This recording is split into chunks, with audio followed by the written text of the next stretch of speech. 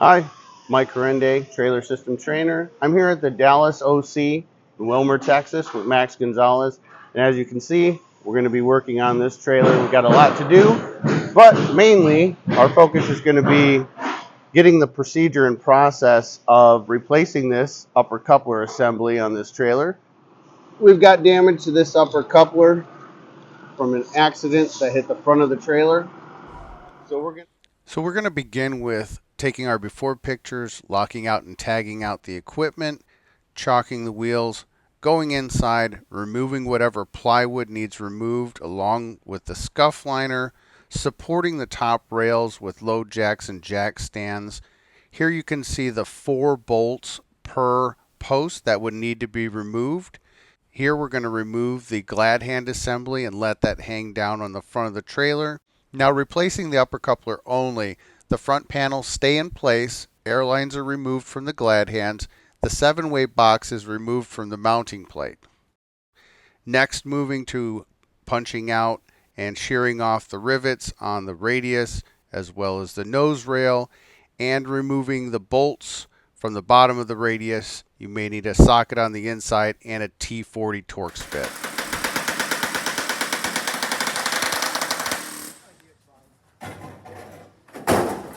Now with the panels down, we can see a little easier how they are attached to the upper coupler and what needs to be removed to drop the upper coupler. The lift pad out of the way. What lift pad? That one? This. Okay. You got one on each side, and then you have to get all those bolts out from there to about somewhere here, about a foot in. Okay. And once we get all that out, Uh-huh. if you look at your upper coupler, it's right here. So we're gonna have, before you take all the screws out, let's put some supports underneath, a couple of jack stands, because we're gonna need the forklift eventually. Once you get all these bolts out and you get the floor screws out, we just kind of, maneuver that upper coupler and get it to drop. Get it out of the way, and This whole thing's coming down? the whole thing, we're putting it brand new. Oh. Yeah. Because of the damage. Now with our jack stands in place and everything secured, we may need a cutoff wheel for those pesky bolts that won't come off with a Torx bit. Go ahead and cut an X in them, chisel them off, and punch them through. The radius needed some help here, so we decided to section it. Here we're marking it. We're going to go ahead and cut it, and we're going to remove that and section it later on.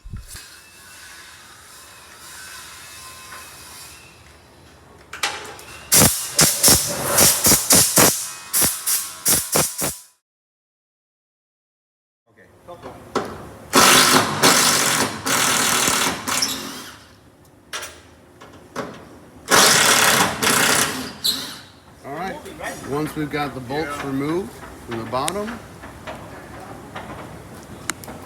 and you've got the floor screws removed from the top side,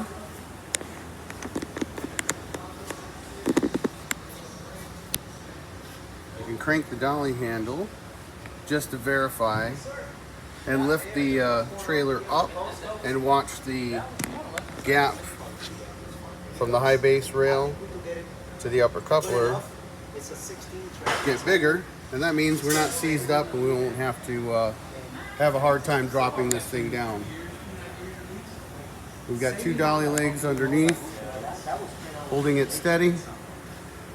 Right now we're going to get a forklift and we will be removing this upper coupler. Cut the wiring, ABS harness over here, and then on the other side, let me zoom in, we cut the air lines and the 7-way. Go over there and get a better angle of that. And that's what that looks like. So what's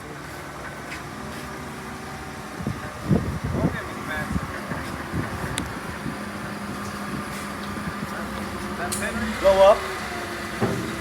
Now go up about an inch. All right, hold on.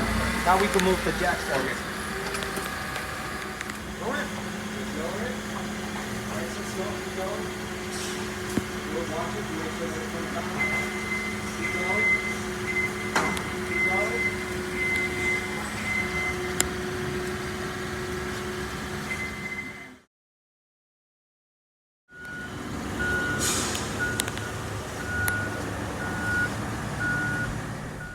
A successful removal.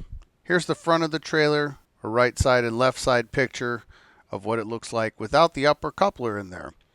So now we're not done with that upper coupler yet, because we're going to still need that forklift to raise it up. That way we can remove all the electrical and air lines from the old upper coupler to save them to transfer over to the new upper coupler. Now's a good time to clean off the mating surface of the high base rail that meets the upper coupler and cover it with clear tape to prevent corrosion.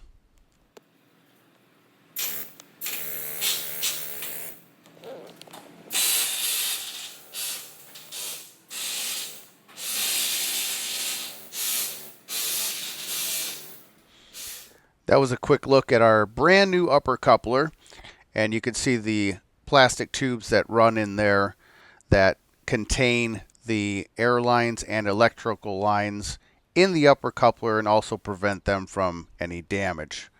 Here's our connectors that we installed. Of course, we're going to reconnect all this wiring to the trailer wiring that was cut. Here's a good look at the kingpin, brand new. And we also want to take a moment to seal with some Sikaflex along the high base rail, as well as where the floor is going to meet the upper coupler to form a watertight seal. Whoa, you went too far. Whoa, you went too far. Stop. You're close.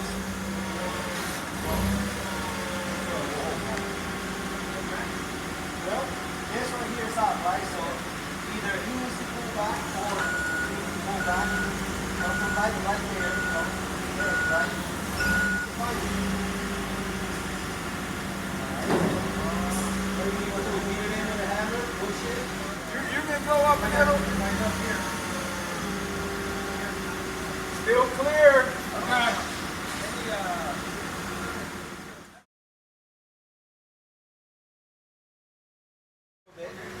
Line it all up.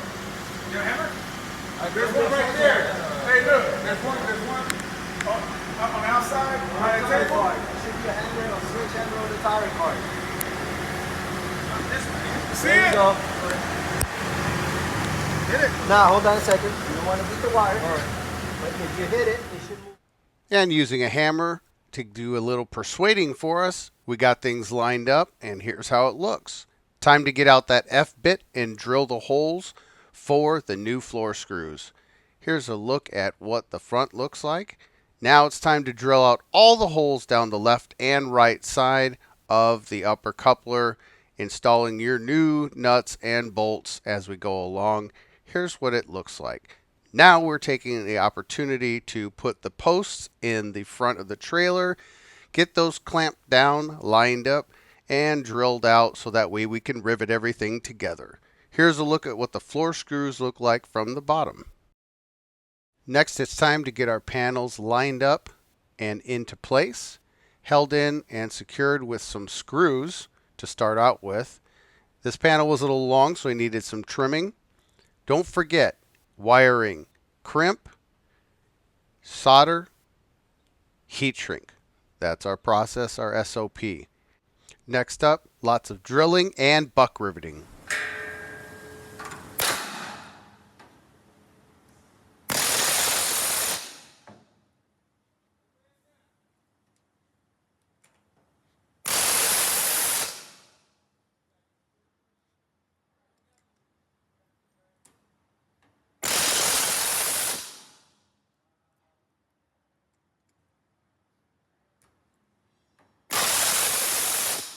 While that was happening, we got our radius cut and splice plate cut for future installation. Please note the chalk lines on the panel.